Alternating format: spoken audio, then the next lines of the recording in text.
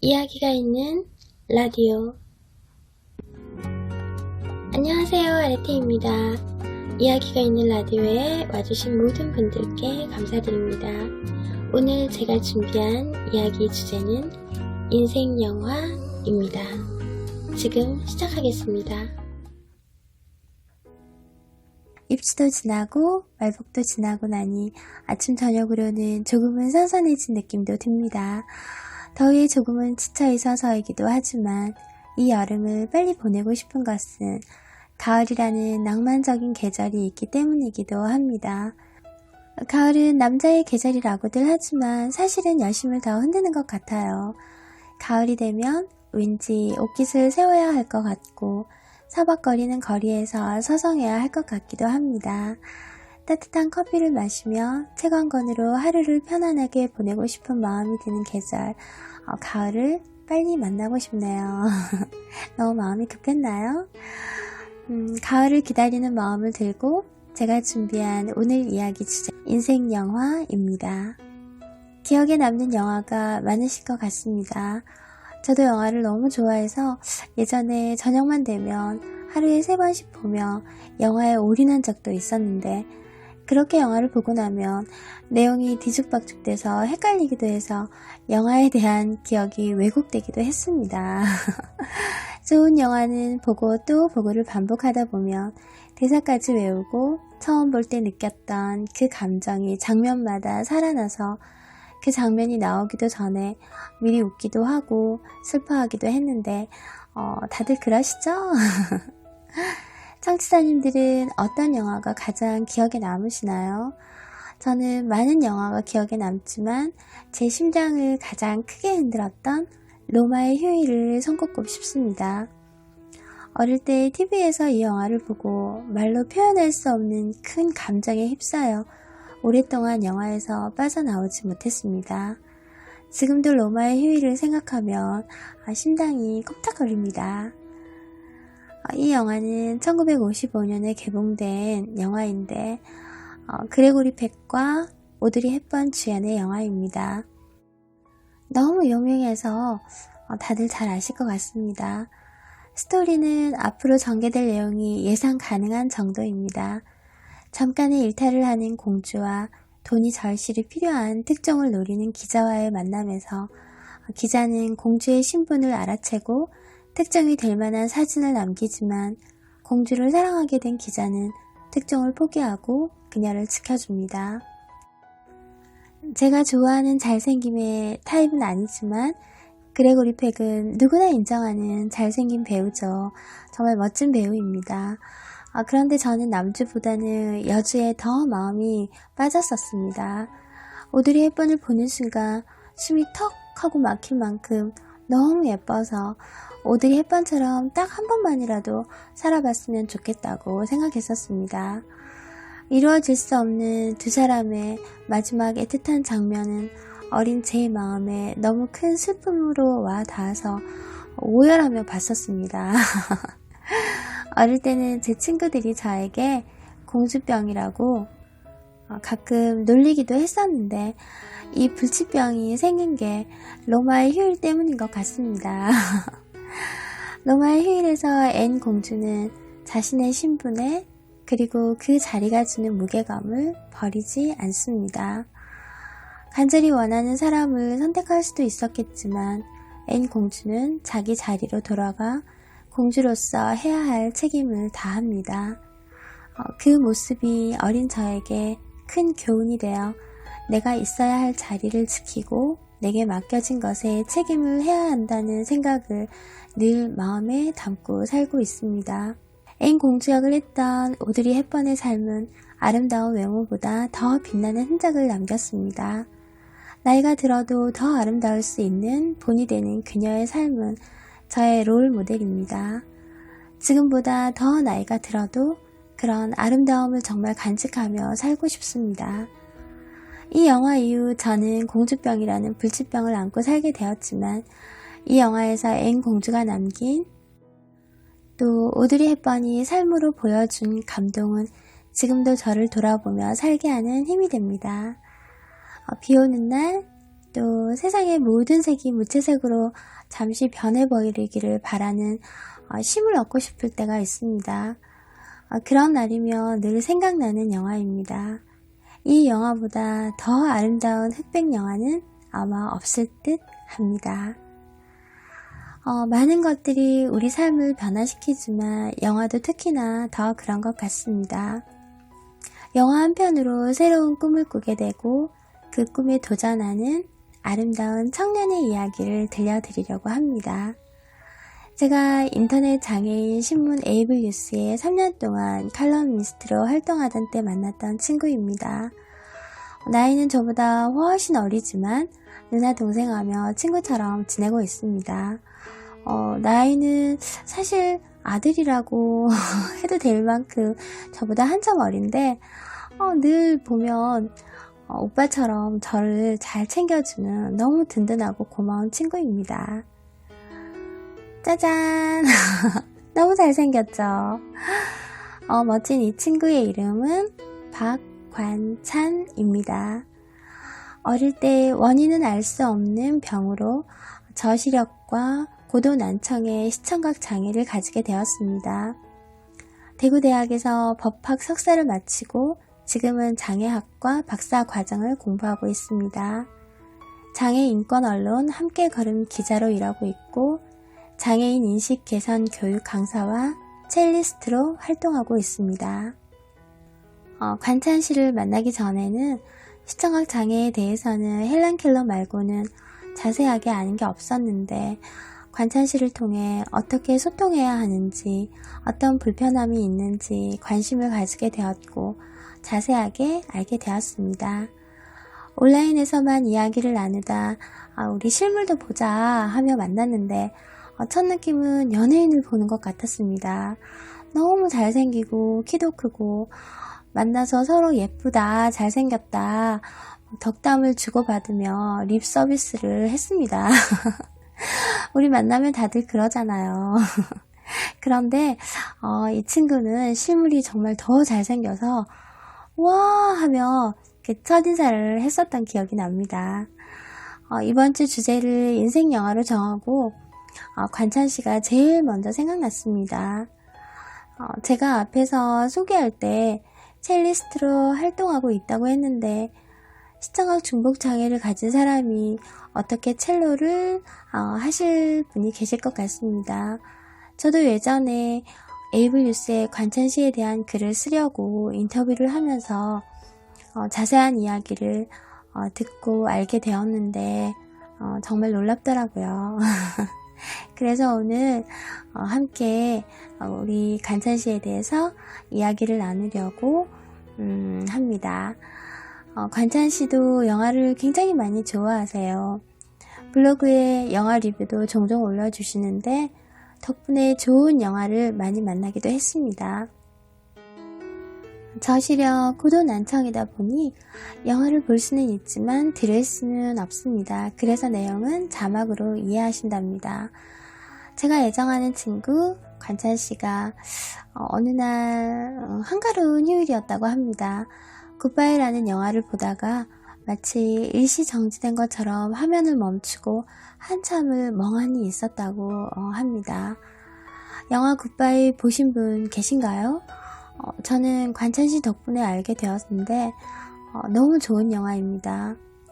도쿄에서 첼리스트로 활동했던 다이고가 갑작스레 악단이 해체되자 고향으로 돌아와 장례 지도사로 새 출발하는 이야기를 담고 있습니다.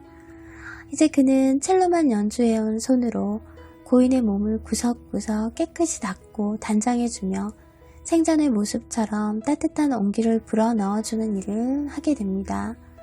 얼떨결에 초보 장례 지도사가 된 다이고가 처음으로 고인과 마주하고 직접 그의 손으로 그들을 배웅해야만 하는 당황스러운 상황은 우리에게도 생경하게 다가옵니다. 하지만 다이고가 배웅하는 이들이 늘어날수록 그에게도 변화가 찾아옵니다. 하루하루를 흘려보냈던 것 뿐이었던 그는 죽음과 고인을 통해 곁에 있는 사람들과 함께하는 행복과 삶의 중요함에 대해 깨닫게 됩니다. 마지막인 줄 알았던 죽음을 통해 출발의 의미를 발견한 것입니다. 각양각색의 사연과 취향을 가진 다양한 사람들의 마지막 순간들을 함께하며 다이고는 떠나는 사람과 남겨진 사람 사이를 다시 연결해줍니다. 굿바이는 장례 지도사 다이고를 통해 사랑하는 사람과 함께하는 시간이 안겨준 행복과 삶에 대한 가치를 깨닫게 해주며 따뜻한 위로와 진한 감동을 전하는 영화입니다. 이 영화에서 관찬씨가 일시정지를 하고 한참을 화면을 바라본 것은 다이고의 첼로 연주 장면입니다. 다이고가 힘들고 어려울 때마다 첼로 연주를 하며 지치고 힘든 마음을 위로받는 모습을 보고 관찬씨는 그만 첼로의 매력에 푹 빠지고 말았습니다. 첼로를 배워야겠다는 결심을 그때 했다고 합니다. 하지만 그 바람이 현실이 되기까지는 1년이라는 조금 긴 시간이 걸렸습니다. 악기를 구입하고 레슨 선생님을 만나는 일이 다른 사람에게는 사소한 일이겠지만 관찬씨에게는 쉽지 않은 일이기 때문입니다. 시청각 중복장애를 가진 관찬씨에게 선뜻 레슨을 해주겠다는 선생님이 없었기 때문입니다. 1년의 시간이 걸려서 만난 첼로 선생님은 관찬씨가 가진 장애를 이해하고 섬세하게 그와 첼로가 하나가 되도록 지도해 주시는 친절하고 매우 아름다운 분이셨습니다. 첫 레슨을 받던 날의 감격은 지금은 생생하다고 하시는데 정말 그 순간을 상상만 해도 제 마음도 뭉클해집니다. 얼마나 좋았을까요? 케이스를 열고 갈색의 첼로를 보자 가슴이 두근거려 꼭 사랑에 빠진 사람처럼 설레었다고 합니다. 활 잡는 법, 송진으로 활 닦는 법, 첼로의 구조와 각 부위의 명칭과 첼로 다루는 방법을 배운 뒤 첼로의 내주를 활로 긋는 연습을 시작했는데 기쁘고 감격스러웠지만 관찬씨의 청력으로 첼로 소리를 드러낼 수 있을지 기쁜 마음만큼이나 걱정도 컸다고 합니다. 그의 걱정은 첼로의 줄을 긋는 순간 말끔히 사라졌다고 합니다. 첼로의 진동이 들려오는 게 느껴졌고 소리를 정확하게 듣지는 못하지만 감각으로 찾아낼 수 있을 것 같다는 확신이 들어 무척이나 기뻤습니다. 영화 속 다이고를 꿈꾸며 시작한 첼로에 대한 관찬씨의 열정은 어려움도 많이 만났습니다. 레슨을 받는 시간 선생님과의 소통 방법은 노트북을 펼쳐놓고 선생님이 하고 싶은 말을 타이핑으로 치면 관찬씨는 큰 글자를 보면서 레슨을 받았습니다. 그래서 자세를 잡았다가 노트북 화면을 보는 행동을 반복하느라 흐름이 흐트러지기도 했기 때문에 습득이 더딘 이유가 되기도 했습니다. 선생님도 하고 싶은 말이 많아도 자판으로 다 할 수 없었습니다. 그런 부족한 부분은 끝없는 연습으로 채워나갔습니다. 누구보다 잘 이해해 주셨던 선생님은 1년이 지나고 미국으로 이민을 가게 되어서 다른 선생님을 구하는 과정에서 어려움도 있었고 또 레슨 과정에서도 관찬씨를 잘 이해하지 못하는 부분이 많아 레슨도 중단되었습니다. 하지만 끝까지 잘 하겠다는 선생님과의 약속을 지키고 싶었고 무엇보다 꿈을 포기하고 싶지는 않았습니다. 밤낮으로 열심히 연습하며 지내던 어느 날 현관문 앞에 포스트잇 하나가 붙여져 있었습니다. 위층 거주자인데 시끄러우니 자제 좀 하라는 내용이었습니다. 관찬씨는 그 쪽지를 보는 순간 누군가에게는 소음이 되어 피해를 주었다는 미안함과 집에서 연주를 마음껏 할 수 없다는 사실에 대한 속상함 때문에 마음이 많이 아프고 힘들었습니다. 하지만 첼로를 향한 마음을 접을 수가 없어서 이웃분들에게 포스트잇에 사정을 적고 전화번호도 남겼습니다.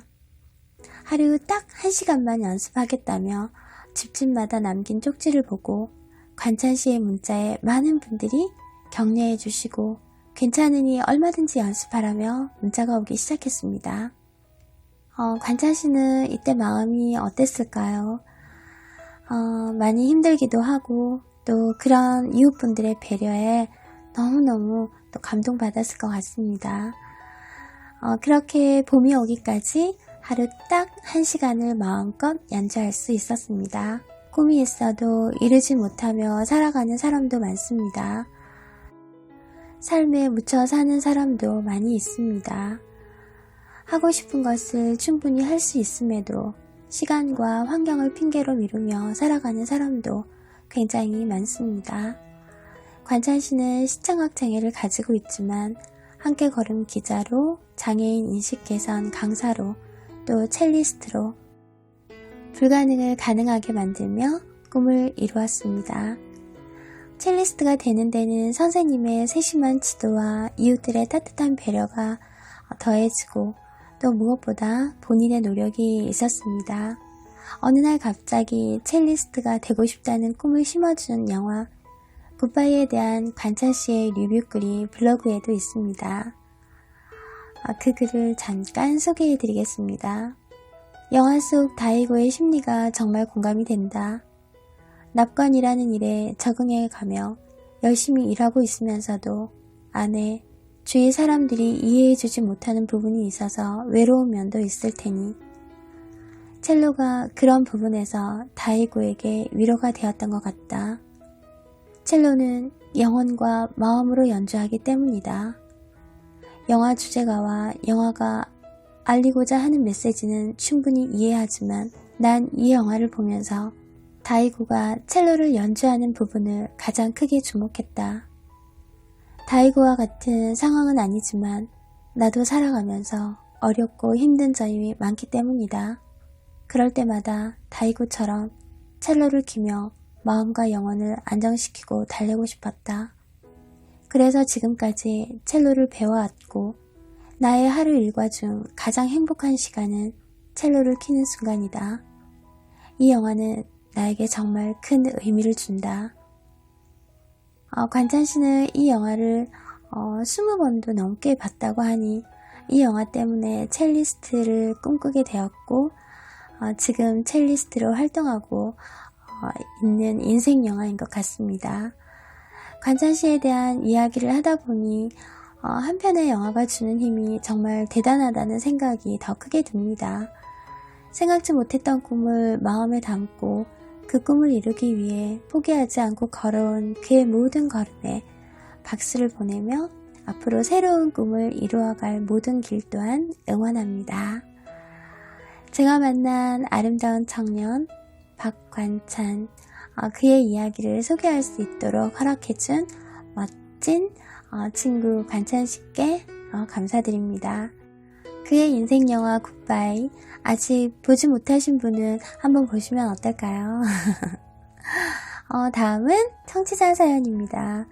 김선희님께서 인생 영화에 대한 사연도 보내주셨습니다. 정말 이렇게 함께 해주셔서 너무 감사드립니다. 선희님의 인생 영화는 빅입니다. 선희님 사연 소개해드리겠습니다. 제 인생 영화는 1988년에 개봉된 미국 영화 빅입니다. 이 영화는 주인공 조슈아, 톰 행크스가 놀이동산에 갔다가 소원을 비는 기계에서 크고 싶다고 말해 갑자기 커져버려 장난감 회사의 운영자가 되는 재미있는 영화입니다. 저는 작년 6월 10일 날 이은경 선생님을 다시 만난 후에 빅이라는 영화에서 봤던 기계가 생각났습니다. 소원을 비는 기계가 현실에도 있다면 다시 4살대로 돌아가게 해달라고 말하고 싶습니다. 4살 그때로 다시 돌아간다면 이은경 선생님과 헤어지지 않을 것입니다. 정말 그럴 수만 있다면 이은경 선생님과의 많은 시간을 함께하고픈 간절한 소망이 있습니다. 정말 내년에 뵙게 되었으면 좋겠습니다. 짧은 글 속에 선유님의 간절한 마음이 느껴져서 저도 두 손을 모아봅니다. 소원을 말하면 들어주는 영화 속 기계는 없지만 우리에게는 말하지 않아도 다 아시고 우리의 모든 걸음을 인도하시는 하나님이 우리 인생의 모든 만남 또한 섬세하게 간섭하고 계시기에 선유님과 이은경 선생님과의 만남도 모든 준비를 해 주셨으리라 생각됩니다. 저도 꼭 내년에 두 분 뵙게 되기를 기도하겠습니다. 늘 예쁜 사연 보내주신 선유님 정말 감사드립니다. 패션 오브 크라이스트라는 영화가 있습니다. 크리스천이면 모든 분들이 보셨을 거라는 생각이 듭니다. 그 영화를 통해 힘들고 어렵지만 그 길을 나도 가겠다고 눈물로 결심하고 기도한 분들이 많을 것 같습니다. 저도 그랬으니까요. 어떤 영화는 새로운 꿈을 꾸게 하고 어떤 영화는 힘과 용기를 주기도 합니다. 지금 내게 주어진 내 인생의 주인공은 바로 나라는 생각이 듭니다. 선한 영향력을 끼치는 아름답고 멋진 영화가 되도록 잘 살아내야겠다는 생각이 듭니다. 어렵고 힘든 시기이지만 함께 힘내며 화이팅 했으면 좋겠습니다. 제가 준비한 이야기는 여기까지입니다. 오늘 함께 해주신 모든 분들께 정말 감사드립니다. 지난 시간 실시간으로 함께 해주셨던 찬양사역자 김선유님, 좋은샘TV님, 박석콩 복음TV님, 팅커벨님, 무지개 드럼님, 광야나무트리님, 최규환 색소폰님, 권승남의 구멍가게님, 어쩐다TV 필피디님, 롤링님, 독일 라이프스타일님, 천사토리님, 한진성님, 작은성김님, SL나무의 TV님, 갓아이네스 김철민님, 또 외국 친구분 늘 와주셔서 감사합니다. 또 시청해주시고 댓글 남겨주시고 좋아요 눌러주신 모든 분들께 감사드립니다. 정말 이렇게 부족함이 많은 채널에 늘 와주셔서 응원해주시고 또 함께해주신 모든 분들 정말 감사드립니다. 다음 시간에는 휴가 기간 동안 제가 어디서 무엇을 했는지 보여드리려고 합니다. 다음 시간 청취자 사연 주제는 일상의 이야기를 자유롭게 보내주시면 감사하겠습니다. 주제는 청취자님 마음대로 정하시면 됩니다. 오늘 사연 보내주신 김선유님 다시 한번 감사드립니다. 그리고 아름다운 청년 정말 멋진 박한찬님께도 깊은 감사드립니다. 오늘 이야기가 있는 라디오 어떠셨나요? 좋은 영화 한 편 보며 편안한 쉼을 얻는 시간을 가져보시는 것도 좋을 것 같습니다. 모두 건강하고 행복한 한 주 보내시고 다음 시간 또 더 건강한 모습으로 찾아뵙겠습니다. 오늘 함께 해주신 모든 분들 정말 감사드립니다. 아리테였습니다.